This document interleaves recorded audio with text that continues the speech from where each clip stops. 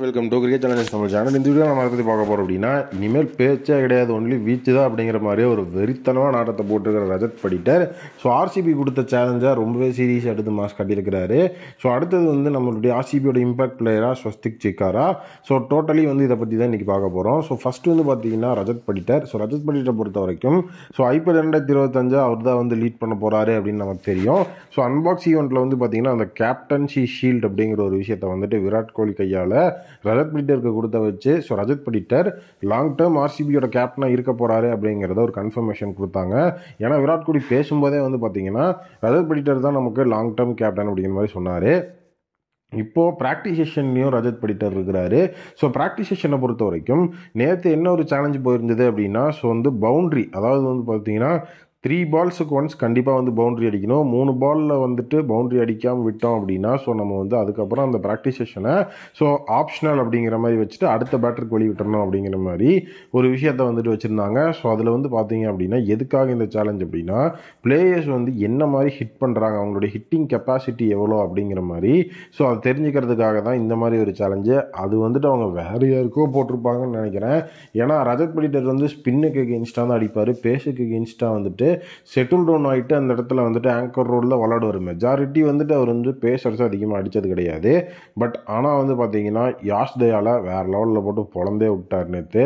So 3 பால் once boundary அடிக்கணும் அப்படின்னு first பொறுமையாக ஆரம்பித்தாலும் அதுக்கப்புறம் அது என்ன 3 பால் ஒரு தடவை எல்லா பந்தையும் பவுண்ட்ரிக்கு அடிச்சிட வேண்டியதா அப்படிங்கிற மாதிரி வேறு லெவலில் பார்த்தீங்க அப்படின்னா ஒரு ராக்கிங் பர்ஃபார்மன்ஸ் அப்படிங்கிறத கொடுத்துருந்தார் ரஜத் படிட்டர். ஸோ உண்மையாகவே ப்ராக்டிஸ் செஷனில் ரஜத் படிட்டரோட அந்த ஒரு பேட்டிங் மிகப்பெரிய லெவலில் நமக்கு ஒரு பூஸ்ட்டை கொடுத்தது. இப்போ ஆர்சிபியோட அந்த ஒரு டாப் ஆர்டர் மேலே எல்லாத்துக்குமே நம்பிக்கை இருக்குது. ஃபில் சால்ட்டு, விராட் கோலி, இவங்க எல்லாருமே பார்த்தீங்கன்னா ஒரு தரமான பிளேயர்ஸ். ஸோ கண்டிப்பாக பார்த்தீங்க அப்படின்னா சூப்பராக அந்த ஒரு நம்பிக்கை அப்படிங்கிறது இருக்குது. பட் ஆனால் பார்த்தீங்கன்னா மிடில் ஆர்டர் அப்படிங்கிறது பெரிய லெவலில் எஃபெக்டிவாக இருக்கா அப்படிங்கிற ஒரு விஷயம் ஸ்டில் இருக்குது. ஏன்னா லியாம் லிவிங்ஸ்டன்லாம் அந்த இடத்துல தான் இருக்கிறாரு. அவர்லாம் அந்தளவுக்கு ஒரு கன்சிஸ்டண்ட்டான பிளேயர் கிடையாது. ஸோ ரஜத் படிட்டர் மேலே தான் அந்த ஒரு ப்ரெஷர் அப்படிங்கிறது இருக்குது. ஸோ அந்த ப்ரெஷரை அவர் எப்படி ஹேண்டில் பண்ண போகிறாரு அப்படிங்கிற ஒரு விஷயமும் இருக்குது. அதே நேரம் இது ஜஸ்ட் ஒரு ப்ராக்டிஸ், இதில் அதிரடி ஆடலாம், எல்லாமே பண்ணலாம். பட் மேட்ச்னு போகும்போது நமக்கு மெஜாரிட்டி அந்த இடத்துல பார்த்தீங்க அப்படின்னா அந்த இடத்துல பார்ட்னர்ஷிப் ரொம்பவே முக்கியம். ஸோ அது யார் கூட அவர் உள்ளே இருக்க போகிறாரு அப்படிங்கிறதும் ஒரு விஷயம் இருக்குது. ஸோ அதனால் நெக்ஸ்ட் பார்த்தீங்கன்னா லியாம் லிவிங்ஸ்டனுக்கு ஒரு தனியான ஒரு ப்ராக்டிஸ் செஷனை ஷெட்யூல் பண்ணியிருக்கிறாங்க.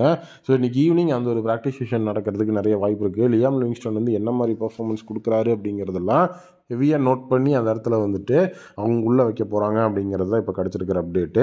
ஸோ நெக்ஸ்ட் அப்டேட் ஆர்சிபியோட அந்த இம்பாக்ட் பிளேயராக ஸ்வஸ்திக் சிக்காராவை பொறுத்த வரைக்கும் டோட்டலி அவர் ஒரு மிகப்பெரிய லெவலான ஒரு hitter. So full and full பார்த்தீங்கன்னா 200லாம் டொமஸ்டிக்கில் அடிச்சிருக்கிறாரு. அதே நேரம் பார்த்தீங்க அப்படின்னா அவர் ஒரு பெரிய லெவலில் மெஜாரிட்டி பால்ஸை அவுட் ஆஃப் த பார் தூக்கி போடக்கூடிய ஹிட்டர். இந்த பொறுமையாக ஆங்கர் ஆடுறதெல்லாம் அவருக்கு வரவே வராது.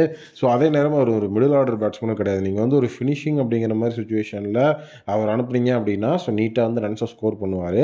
ஸோ அதே நேரம் பார்த்தீங்கன்னா இப்போ இம்பாக்ட் பிளேயர் அப்படிங்கிற ஒரு விஷயம் இருக்கும்போது சப்போஸ் பேட்டிங் கொலாப்ஸ் ஆகுது, நமக்கு ரன்ஸ் வேணும், அந்த மாதிரி சுச்சுவேஷனில் ஸ்வஸ்திக் சிக்காரா கண்டிப்பாக நமக்கு ஹெல்ப்ஃபுல்லாக இருப்பார்.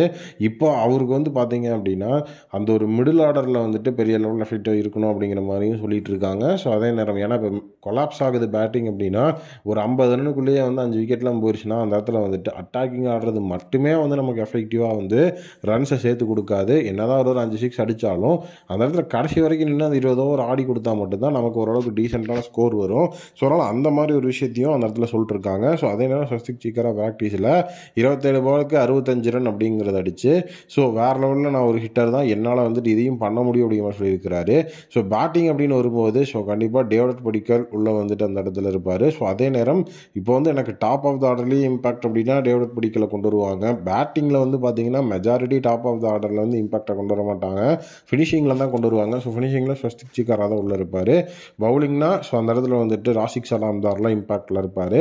ஸோ கண்டிப்பாக இந்த தடவை இம்பாக்டை எஃபிஷியண்ட்டாக யூஸ் பண்ணி கண்டிப்பாக எதிரணியை குழப்பணும் அப்படிங்கிற மாதிரி அந்த ஒரு இடத்துல பார்த்தீங்கன்னா ஆர்சிபிக்கு நிறைய ஆப்ஷன்ஸ் இருக்குது. இம்பாக்டில் டீசெண்டான பிளேயர்ஸை யூஸ் பண்ணி நீட்டாக இருக்கிறதுக்கு அந்த ஆப்ஷனை அவங்க எந்த மாதிரி யூஸ் பண்ண போகிறாங்க அப்படிங்கிறதுல தான் ஆர்சிபியோட அந்த ஒரு மெஜாரிட்டியான ரோலே இருக்குது. வெயிட் பண்ணி பார்ப்போம் ஆர்சிபி எப்படி எஃபெக்டிவாக இருக்காங்க அப்படின்னு. மீண்டும் ஒரு புதிய வீடியோ மீட் பண்ணுறேன். Thank you, take care and bye bye.